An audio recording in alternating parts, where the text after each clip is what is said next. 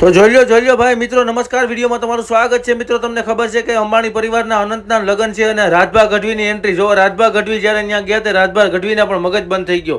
કેમ કે એ લોકોને ખજાને ખોટ નથી. ઓલી કહેવત છે ને કે ઘટે તો જિંદગી ઘટે, આ લોકોને ઘટે તો જિંદગી ઘટે, બાકી પૈસાની ક્યાં ને કંઈ ઘટે એમ છે. એટલે રાજભા ગઢવીને પણ આ વખતે અહીંયા આમંત્રણ આપ્યું હતું. રાજભા ગઢવી મુંબઈ પૂગી ગયા એરપોર્ટમાં. પછી મિત્રો જે ઘટના બની છે સાંભળી તમે ચોંકી જવાના છો. તો આવો જાણીએ શું થયું હતું. મિત્રો આમ તો રાજભા ગઢવી સારા એવા કલાકાર છે, બહુ મોટું નામ છે. રાજભા ગઢવીએ પણ બધા સુખ જોયા છે, ગાડીઓ ઘરની છે, બંગલા પણ છે.